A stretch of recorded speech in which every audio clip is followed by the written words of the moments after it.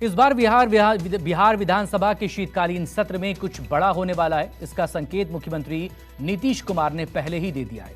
अब शीतकालीन सत्र को लेकर तारीखों की घोषणा भी हो गई। इसकी शुरुआत होगी 6 नवंबर से और सत्र खत्म होगा 10 नवंबर को।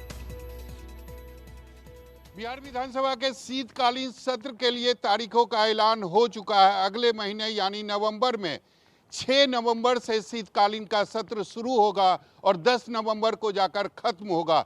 शीतकालीन सत्र काफ़ी महत्वपूर्ण है क्योंकि यह खबर है कि इस शीतकालीन सत्र के दौरान आर्थिक और सामाजिक सर्वे के जो आंकड़े हैं वह बिहार सरकार सदन के पटल पर रखेगी।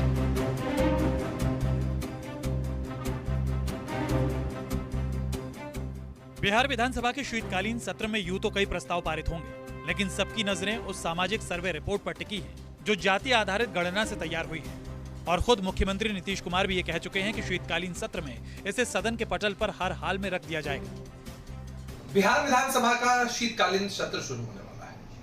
हर सत्र महत्वपूर्ण होता है। सरकार की मंशा होती है कि जनता से जुड़े मुद्दों पर चर्चा हो, काम हो, ताकि सीधा लाभ जनता को मिल सके।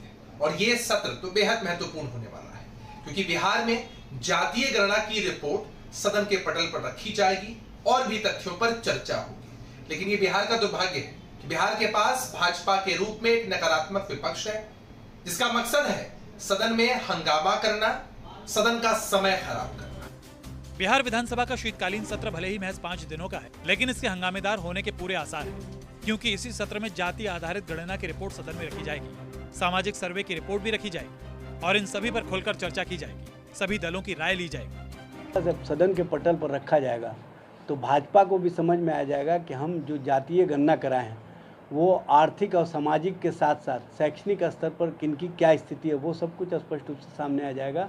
और भाजपा को जो भाजपा की राजनीति है उस राजनीति का भी पोल खुल जाएगा और उनको समझ में आ जाएगा कि हम जिन कारणों से इसका विरोध कर रहे थे उन कारणों में हम कहीं पर नहीं हैं।